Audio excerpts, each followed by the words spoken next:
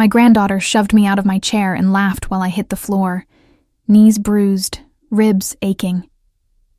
I said nothing. Should have broken something.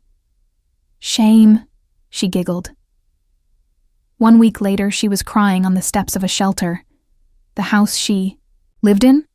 I sold it. But this story starts long before that moment. It starts with a grandmother who gave everything and learned too late that sometimes love isn't enough. My name is Dorothy, and I'm 72 years old. That Tuesday afternoon when Brittany pushed me, I was sitting in my favorite armchair trying to read. She'd been pacing the living room for 20 minutes, phone glued to her ear, talking about weekend plans. At 25, my granddaughter had never held a real job for more than a few weeks, but always had nice things. Before we continue, comment where you're watching from and subscribe to the channel. We'd love to see how far our stories are reaching. Grandma, I need you to move, she said, covering the phone. Her tone wasn't polite. It was the tone you'd use with someone blocking your path at the store. Move where, honey? Away from the window. Derek wants to set up his gaming stuff there. The Wi-Fi is better by the window. Derek was her boyfriend, a 26-year-old who spent his days playing video games in my guest bedroom. But this is my reading spot, I said gently. I've sat here every afternoon for years. Surely Derek can find another place. Her eyes flashed. God, you're so selfish. This is about our future, our streaming career. You just read stupid books all day. I felt that familiar knot in my stomach. This conversation was heading where I recognized, where I'd somehow become the unreasonable one. I'm not trying to be difficult. I thought we could find a compromise. No, Grandma. I'm tired of compromising. This is supposed to be our house, too. Our house. The phrase hit like a slap. This wasn't their house. This was my house, bought with money from working 2 jobs until 65. I'd purchased it specifically because it was big enough for Brittany and her brothers when their mother Sarah went through her divorce. Before I could respond, Brittany stepped forward and placed both hands on my shoulders. For a second, I thought she might hug me. Instead, she pushed. Hard. I tumbled backward, my 72-year-old body hitting the hardwood floor. Pain shot through my hip and ribs as I landed awkwardly, my book flying across the room. For a moment, I couldn't breathe. Then I heard laughter. Not shock or apologies, but actual laughter. Oh my God, that was hilarious, Brittany said into her phone. No, just my grandma being dramatic. Yeah, she fell out of her chair. I know, right? Should have broken something. Shame. Derek appeared in the doorway, looked at me on the floor, smirked, and disappeared. Neither offered help. Neither asked if I was hurt. As I struggled to my feet using the coffee table, I realized something deeper than physical pain. I'd become invisible in my own home. Not just invisible, but an inconvenience to be moved around at will. In the bathroom mirror, I saw a scrape on my cheek and a forming bruise on my arm. But what struck me most was the look in my eyes. When had I become someone who gets pushed around by her own granddaughter and says nothing? That night, I lay listening to Derek's games blasting until 3 a.m., while Brittany hosted an impromptu party downstairs. The music thumped through the floorboards of the house I'd bought with my sacrifice. I thought about calling Sarah, but what would I say? Sarah would make excuses like she always had. I thought about the years I'd spent raising these kids after Sarah's divorce, working at the department store by day and cleaning offices at night. How I'd given up my small house with the perfect garden to buy this bigger one so they'd have space. I'd never remarried after their grandfather died. I'd had opportunities, nice men who'd asked me to dinner, to travel, but I'd always said no because the kids needed me. Now here I was, 72, living like a prisoner in the house. I'd bought with my own sacrifice. I'd been telling myself it was temporary, that once Brittany got on her feet, I could reclaim my life. But as I listened to the party and felt my aching ribs, I realized Brittany had no intention of leaving. Why would she? Free housing. Someone to cook and clean. and a grandmother who never fought back. The next morning brought evidence of the party scattered through my living room. Empty bottles, pizza boxes, cigarette butts, and my good china. My embroidered throw pillow lay wine-stained on the floor. Brittany wandered down at noon wearing my silk robe, the one I'd bought myself for Christmas.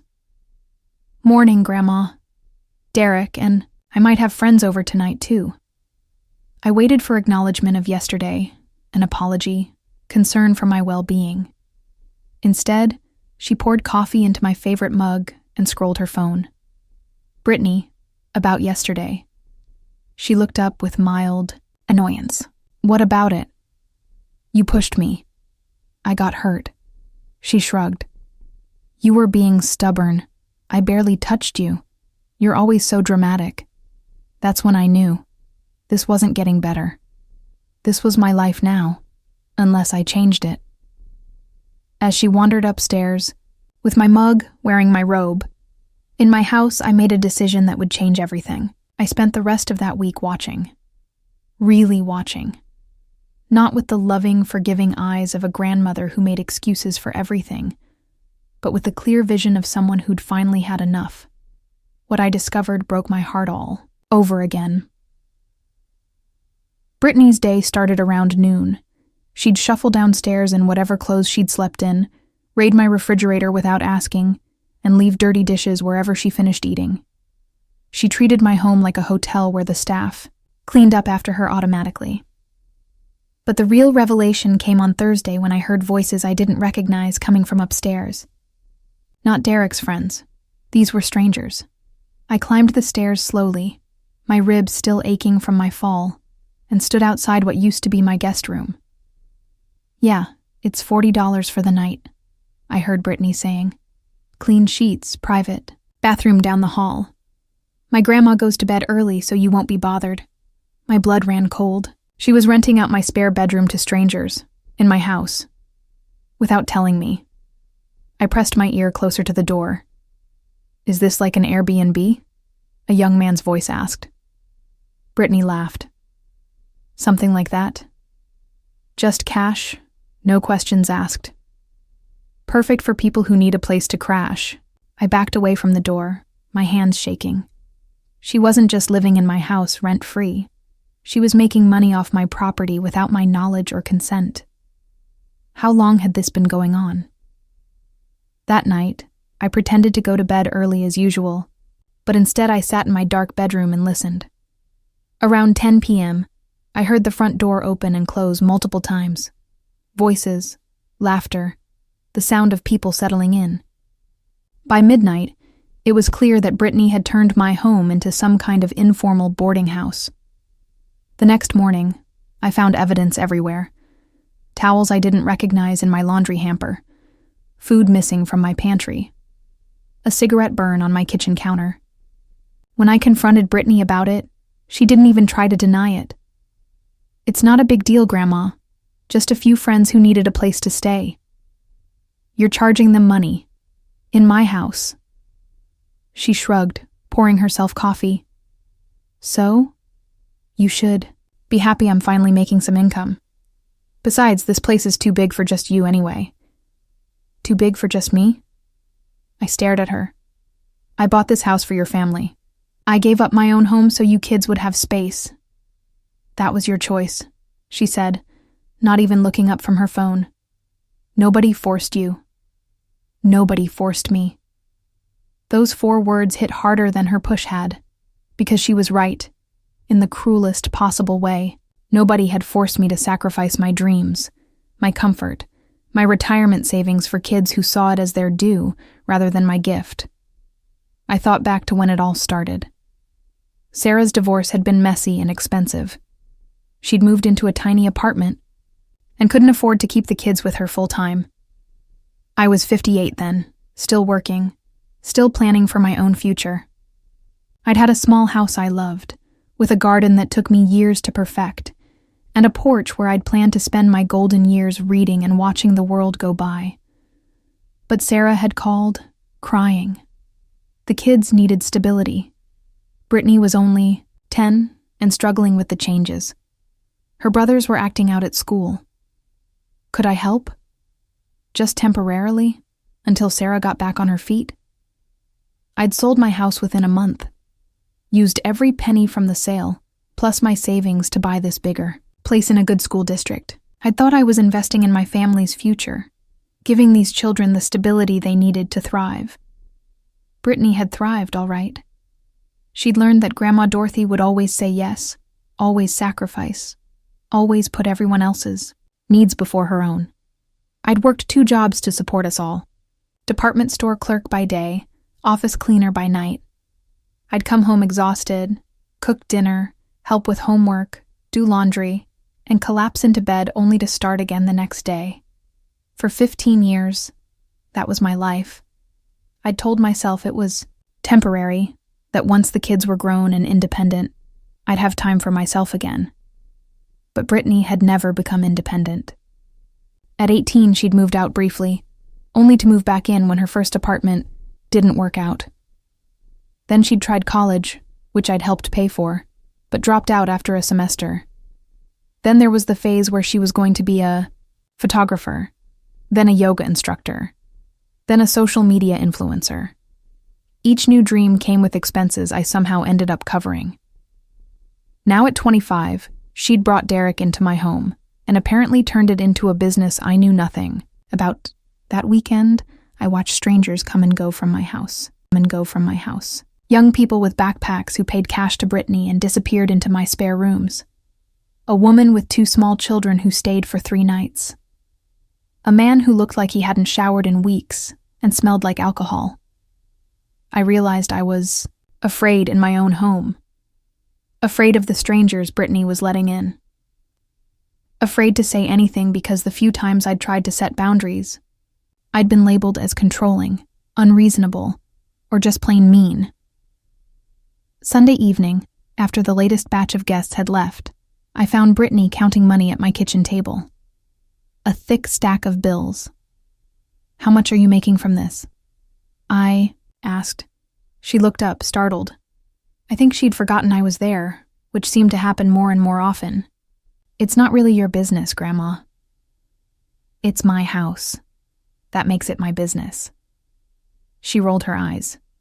"Fine, about $600 a week, sometimes more. Depends on how many people need a place."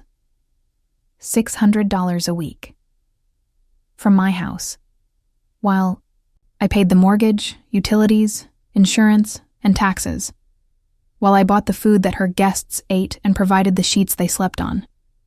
"That money should be going toward expenses," I said. "Or rent." Brittany laughed. Actually laughed. "Rent? To live in my grandmother's house? That's ridiculous. You're making money from my property without contributing anything to its upkeep." "I contribute plenty," she snapped. "I keep you company. Do you have any idea how lonely you'd be without us here?" There it was. The guilt card she'd been playing for years. The idea that I should be grateful for their presence, even when that presence was destroying my peace, my savings, and now my safety. "You're right," I said quietly. "I would be lonely." She smiled, thinking she'd won. But I'd rather be lonely than feel like a stranger in my own home. Her smile faded. "What's that supposed to mean?" I looked around my kitchen, with its dirty dishes and cigarette burns and the smell of strangers who'd eaten my food and used my towels. I thought about my bedroom door that I now locked every night because I didn't know who might be wandering the halls. I thought about my favorite chair that I'd been pushed out of, and my robe that Brittany wore like it belonged to her, and my coffee mug that had become hers without discussion. It means I'm tired, Brittany. I'm 72 years old, and I'm tired. I walked upstairs, leaving her with her stack of money. In my bedroom, I opened the drawer where I kept important papers. My house deed was there, along with insurance documents and bank statements. As I looked through them, a plan began forming in my mind. Brittany thought this was her house because she'd lived here so long. She thought I was too old, too weak, too dependent on her company to ever do anything drastic. She was about to learn how wrong she was. The next week brought a parade of strangers through my home that made me feel like I was living in a bus station. Brittany had apparently expanded her operation, advertising my spare rooms online without telling me. I discovered this when a confused college student knocked on my door at 7 a.m, looking for the room he'd booked on Facebook. I paid $50 for 2 nights, he said, showing me messages on his phone. Brittany said someone would let me in. Brittany was still asleep, of course. She rarely got up before noon unless forced to. I had to explain to this poor kid that I knew nothing about any booking while he stood on my porch with his suitcase, looking like I was trying to scam him. That's when I realized how far this had gone. My granddaughter wasn't just renting out rooms anymore. She was running what amounted to an unlicensed hotel out of my house, taking money from people and making promises about property that wasn't hers. When Brittany finally woke up and I confronted her about it, she acted like I was being unreasonable. God, Grandma, you're making such a big deal out of nothing. I forgot to mention Tyler was coming early. It's not like you have anything else to do. That's not the point. You can't just... Look, she interrupted. Derek and I are building something here. A real business. We're thinking about turning this into a legit rental property. You should be excited about finally having some income from this place. Income. From my own house, that I still paid for. Brittany, this is my home, not a business, opportunity. She rolled her eyes. You're being so dramatic. It's just temporary until we save enough money to get our own place. I'd heard that before. Everything was always temporary with Brittany. Temporary had turned into 7 years. The real breaking point came that Friday night. I was in my bedroom, trying to read, when I heard shouting from downstairs. Not the usual loud conversation, but actual shouting. Angry voices, the sound of something breaking. I crept to the top of the stairs and listened. 2 men were arguing about money in my living room. One of them, a regular guest of Brittany's, was accusing the other of stealing from his room. Derek was trying to mediate, while Brittany stood in the corner looking nervous. You said this was a safe place, one man shouted. You guaranteed security. It is safe, Derek insisted. You must have misplaced it. I had $200 in my backpack. Now it's gone. That's when I heard the sound that made my blood freeze, the distinct crash of glass breaking, then more shouting, the sound of furniture being moved, someone swearing loudly. I was trapped upstairs in my own house, while strangers fought in my living room over stolen money. The absurdity and danger of the situation hit me all at once. This wasn't just about disrespect anymore. This was about safety. My safety, in the home I'd worked 2 jobs to afford. I called 911. When the police arrived, they found a broken lamp, my coffee table overturned, and 2 men who couldn't explain what they were doing in an elderly woman's house at midnight. Brittany tried to tell the officers that these were family friends, but her story fell apart quickly when neither man could explain their relationship to me. One officer, a kind woman about my daughter's age, took me aside while her partner dealt with the situation downstairs. Ma'am, are you safe living here? She asked gently. Because what we're seeing downstairs looks like an illegal boarding operation. I felt tears in my eyes for the first time in months. Someone was finally asking if I was okay. I don't know. Anymore, I admitted. She handed me her card. There are resources for seniors in situations like this. You don't have to live with people who make you feel unsafe, even if they're family. After the police left and the strangers were gone, Brittany cornered me in my kitchen. Her face was red with anger, and for the first time, I saw something in her eyes that scared me. Not just disrespect, but actual hatred. How could you call the cops on us? She hissed. Do you have any idea what you've done? Derek could get in real trouble. We could get in real trouble. Good, I said, surprising myself with how calm I sounded.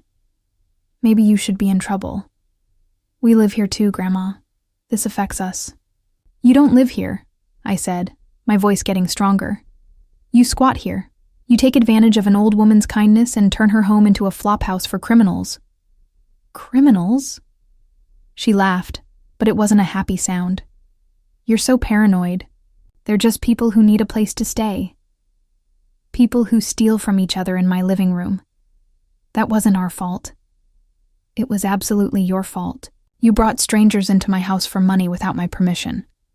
You put me in danger for profit. She stared at me for a long moment, and I could see her calculating, trying to figure out if this was just another one of my complaints that she could wait out, or if something had actually changed. Where are we supposed to go? She asked finally.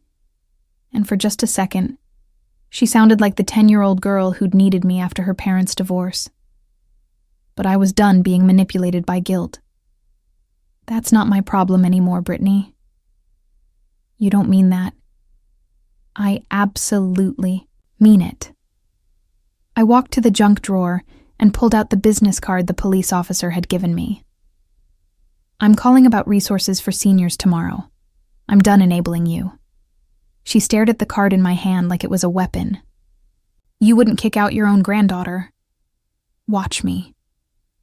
I went upstairs and locked my bedroom door, something I'd been doing every night since the strangers started coming around. But this time felt different. This time, I wasn't locking this door out of fear. I was locking it out of determination.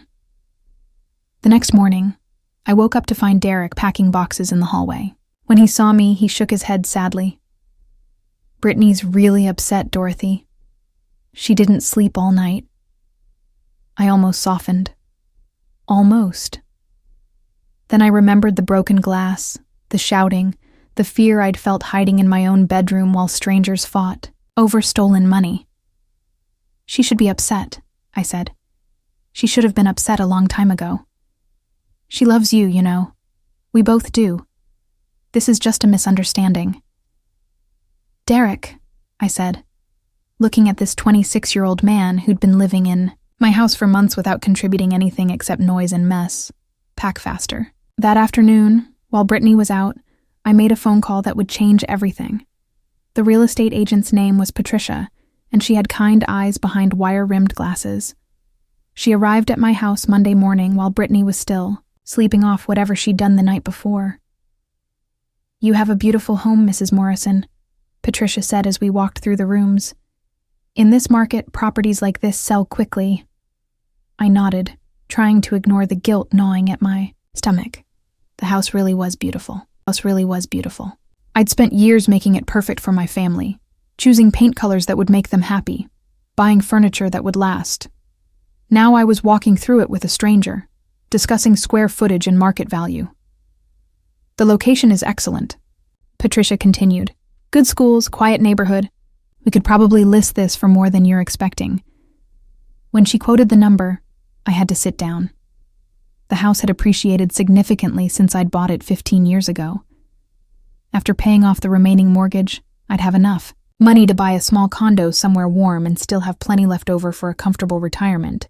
How quickly could this sell? I asked. In this market? 2 weeks, maybe less if we price it right. I thought about my conversation with the police officer, about the resources for seniors she'd mentioned. I'd called that morning and learned about a lovely retirement community in Arizona, where the sun shone 300 days a year, and nobody would charge strangers $40 to sleep in my spare bedroom. I want to list it, I said. Patricia smiled. I'll draw up the paperwork. When would you like to close? As soon as possible. After she left, I sat in my kitchen with a cup of tea, looking around at the space I'd called home for so many years. This was the kitchen where I'd made birthday cakes for 3 grandchildren, where I'd helped with homework and bandaged scraped knees, where I'd stood at the sink washing dishes late into the night after working 2 jobs. But it was also the kitchen, where my granddaughter counted money she made from my property without my permission, where strangers had eaten my food and left their dirty plates for me to clean, where I'd been made to feel like a guest in my own home. The paperwork was ready by Wednesday. Patricia came back with contracts and explanations, walking me through every detail. The listing would go live Friday morning. Are you sure about the timeline? She asked. Most people want 60 days to move out. You're asking for 30. 30 days is plenty, I said, signing my name with a steadier hand than I'd expected. Thursday night, Brittany brought home another guest, a woman with 2 young children who looked like they'd been sleeping in their car. I watched from my bedroom window as Brittany showed them to the spare room, collecting cash at the door like this was a normal business transaction. That's when I realized something that made me feel both sad and free. I wasn't angry anymore. I was done. Friday morning, I was drinking coffee and reading the newspaper when Brittany stumbled downstairs around 11. She was wearing my robe again, her hair messy from sleep. "Grandma, we need to talk about groceries," she said, opening the refrigerator and frowning at its contents. "There's nothing good to eat." I didn't respond. I just kept reading my paper. Also, Derek's mom might visit next weekend. She'll need the guest room, so you'll have to tell your current people they need to leave. My current people. In my house. That I was no longer going to own in 30 days. "Grandma, are you listening to me?" I looked up from my paper. "I heard you. So you'll handle the guest room situation?" "It won't be necessary." She paused, a carton of orange juice halfway to her lips. "What do you mean?" "I mean there won't be any more guests. In this house or any other house I own?" She frowned. "You're being weird." "What's that supposed to mean?" I folded my newspaper and set it down. "It means I sold the house, Brittany." The orange juice carton slipped from her hand and hit the floor, sending juice splashing across my clean tiles. "You what?" "I sold the house. The listing went live this morning. Patricia thinks we'll have offers by the weekend." Brittany stared at me like I'd started speaking a foreign language. "You can't sell the house. We live here." "You live here? I exist here. There's a difference." But where will we go?" "I don't know where you'll go. I'm moving to Arizona." The color drained from her face. "Arizona? You can't move to Arizona. You don't know anyone in Arizona." "I don't really know anyone here anymore either." She sat down hard in the chair across from me, still staring. "This is insane. You can't just sell our house." "It's not our house, Brittany. It's my house. I bought it, I pay for it, and now I'm selling it." "But what about our business? Derek and I have been working so hard to build something here." "Your business is over. You can't do this to us." I stood up and grabbed paper towels to clean up the spilled orange juice. As I mopped up the sticky mess, I felt remarkably calm. "I'm not doing anything to you, Brittany. I'm doing something for me. For the first time in 15 years, I'm putting myself first." "This is because of the other night, isn't it? Because of the fight?" "That wasn't our fault. This isn't about one night. This is about 7 years of you treating me like hired help in my own home. This is about you making money off my property while I pay all the bills. This is about me being 72 years old and finally realizing I deserve better." She was quiet for a long moment, and I could see her mind racing, trying to figure out an angle that would change my mind. "How long do we have?" she asked finally. 30 days from when it sells. And if we changed? If Derek and I started paying rent, started helping more around the house? I looked at her sitting there in my robe, in my kitchen, asking for another chance she didn't deserve and wouldn't take advantage of even if I gave it to her. "No, Brittany, we're past that." "Grandma, please. I'm sorry about everything. I know we've been taking advantage, but family is supposed to forgive each other. Family is also supposed to respect each other. You lost the right to play the family card when you started charging strangers to sleep in my house." I left her sitting there and went upstairs to start packing. I had a lot to do in 30 days, and for the first time in years, I was excited about my future. The house sold in 6 days. Patricia called me Tuesday afternoon, barely containing her excitement. "We have 3 offers, Mrs. Morrison, all above asking price. One buyer wants to close in 3 weeks." I accepted the highest offer from a young couple expecting their first baby. They seemed thrilled about the house, talking about which room would be the nursery and how they'd use the backyard. It felt right. Selling to people who would fill it with love instead of strangers paying $40 a night. The news hit Brittany like a physical blow. 3 weeks? She said when I told her. You said 30 days. I said 30 days from when it sold. It sold today. The closing is in 3 weeks. She sat down heavily on my couch, Derek beside her looking equally stunned. Neither of them had believed I'd actually go through with it, even after seeing the real estate signs. After watching strangers tour the house, they'd thought this was an elaborate bluff. Where are we supposed to find a place in 3 weeks? Derek asked. The same way everyone else finds housing, I said. You look for it, apply for it, and pay for it. With what money? Brittany's voice was getting shrill. We don't have first month's rent and security deposit just lying around. You've been making $600 a week from your room rental business. Where did that money go? She didn't answer, which told me everything I needed to know. She'd spent it on herself, on clothes and dinners and whatever else caught her fancy, never thinking she might need it for actual responsibilities. We need more time, Derek said. This isn't fair. What's not fair, I replied, is 2 adults in their 20s expecting a 72-year-old woman to house and feed them indefinitely. Over the next few days, I watched them scramble. Brittany called everyone she knew, asking about spare couches and basement rooms. Derek spent hours online looking at apartment listings they couldn't afford. They had frantic conversations about jobs they'd need to get, calculations about wages they'd never earned. It was the first time I'd seen either of them confront reality. On Friday, Brittany came to me with what she clearly thought was a solution. I talked to Mom, she said. She said we could stay with her temporarily. Sarah lived in a 1-bedroom apartment 40 miles away.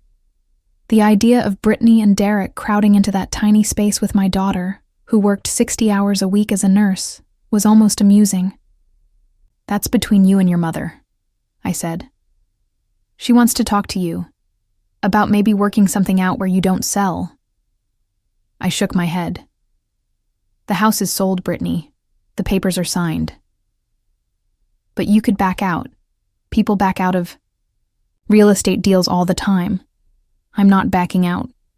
Why are you being so stubborn about this? I looked at her standing in my living room, still in my robe at 3 p.m, demanding to know why I wouldn't cancel the sale of my own house for her convenience. I'm not being stubborn. I'm being free. That weekend brought a parade of family members to my door.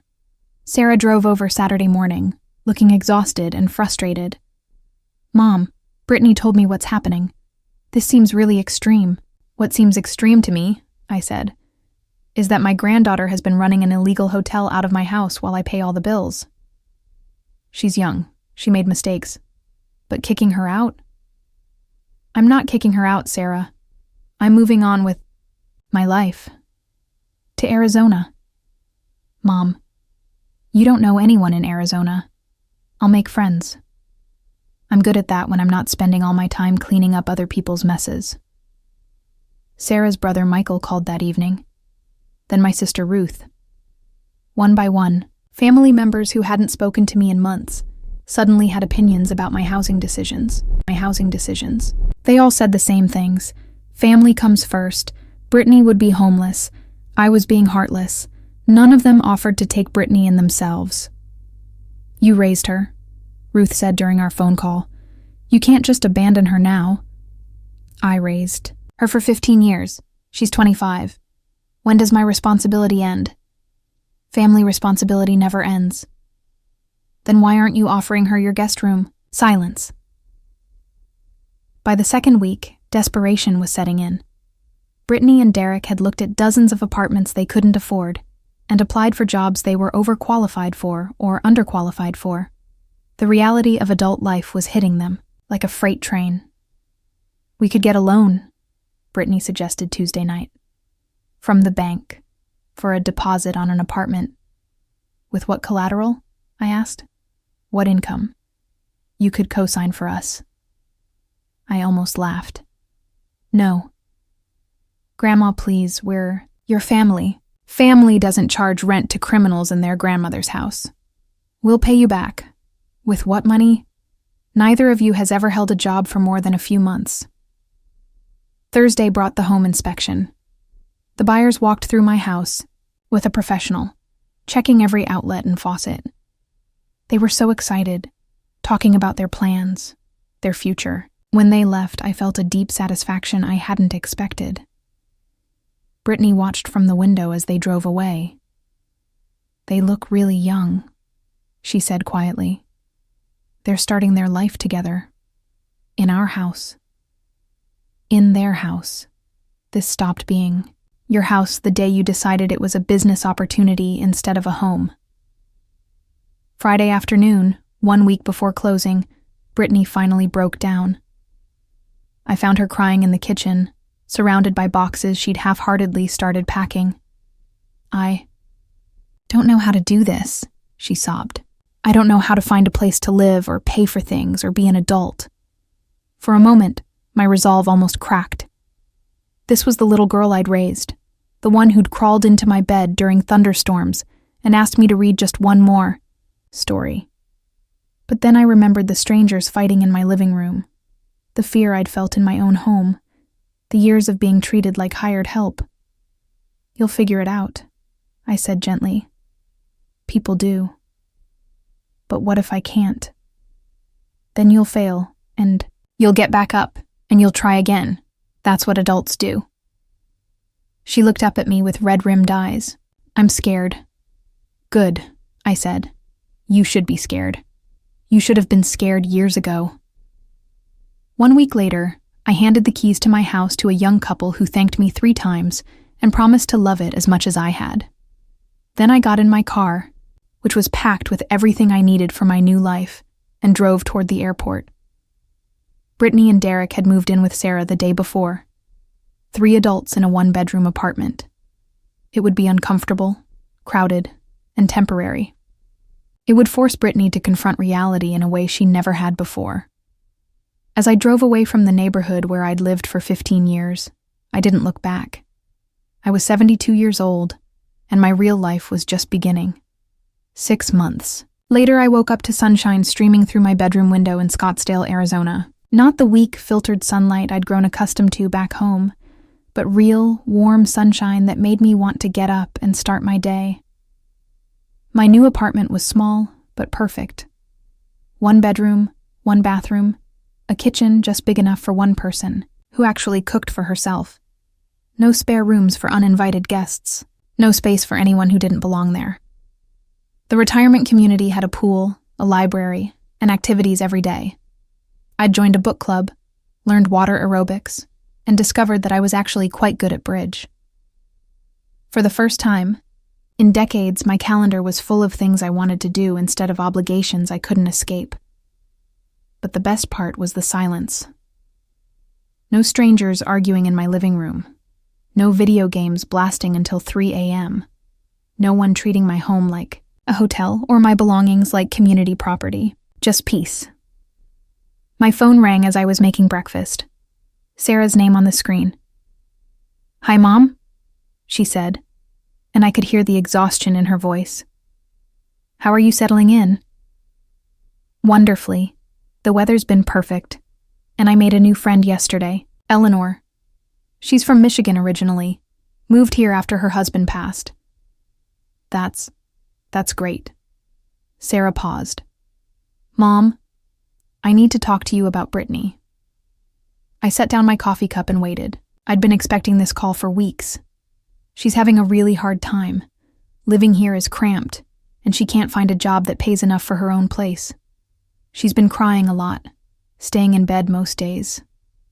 "I'm sorry to hear that. She wants to apologize to you for everything. She talks about you constantly, about how wrong she was." "Okay. She's learned her lesson, Mom. She really has. She understands now how hard things are, how much you sacrificed for her. Derek left her, you know. When things got tough, he just disappeared. I wasn't surprised. Derek had never struck me as someone who'd stick around when the free ride ended. She was wondering, hoping. If maybe she could come stay with you for a while, just until she gets back on her feet. She promises it would be different this time. I walked to my window and looked out at the mountains in the distance. 6 months ago, that request would have filled me with guilt. Family comes first. Blood is thicker than water. She's learned her lesson. No, I said simply. Mom, she's really changed. This experience has been good for her, humbling. She knows. She made mistakes. She got a job at a coffee shop, but it barely covers her bus fare. I'm sure she has learned some things. That's good for her. But you won't help her. I helped her for 15 years, Sarah. I gave her everything I had to give. I worked 2 jobs until I was 65 to support your children. I sold the house I loved to buy one big enough for all of you. I gave up dating, traveling, hobbies, friends. Now it's time for her to help herself. Another long pause. She's going to be devastated. She'll survive. People do. After I hung up, I sat in my sunny kitchen and thought about Brittany crying, in Sarah's crowded apartment, facing the reality of adult life for the first time at 25. A year ago, that image would have broken my heart. Now, I felt something different. Not cruel satisfaction, but a kind of peaceful finality. I'd learned something important in my 72 years. You can't save people from the consequences of their choices. You can enable them, delay those consequences, make them easier to bear. But eventually, reality catches up with everyone. That afternoon, I went to lunch with Eleanor and 3 other women from the book club. We talked about the novel we'd read, our families, our plans for the weekend. Nobody asked me for money or favors or demanded that I rearrange my life for their convenience. Eleanor mentioned that her grandson was visiting next month. He's such a good boy, she said. Calls me every week, sends photos of his children. When he visits, he insists on taking me to dinner and we have the most wonderful conversations. He never asks for anything except my time. I thought about the difference between a grandson who calls every week to check on his grandmother and a granddaughter who pushes her grandmother out of a chair and laughs about it. The difference between family members who add joy to your life and those who drain it away. That evening, I called Patricia, my real estate agent. Dorothy, how are you loving Arizona? It's wonderful. I wanted to thank you again for making the sale so smooth. Oh, you don't need to thank me.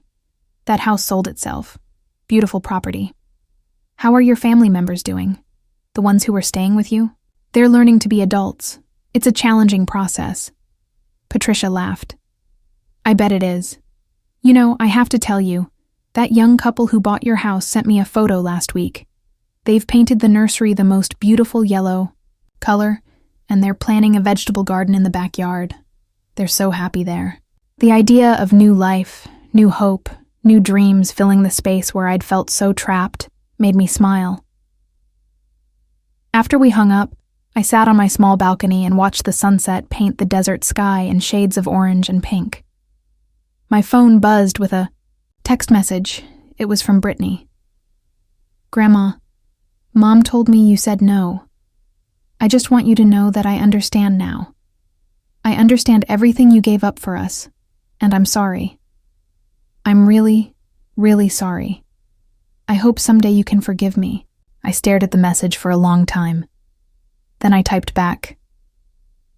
I forgive you, Brittany. I hope you build a good life for yourself. She wrote back immediately. I miss you so much. I miss the little girl you used to be, I replied. But I don't miss the woman you became. No response came, and I didn't expect one. Later that night, as I was getting ready for bed in my quiet apartment, I thought about the version of myself who used to lie awake listening to strangers party in her living room. The woman who'd been afraid to set boundaries because family was supposed to come first. The grandmother who'd sacrificed everything and called it love. I didn't miss her either. Tomorrow, Eleanor and I were driving to Sedona to see the Red Rocks. Next week, I had a pottery class starting.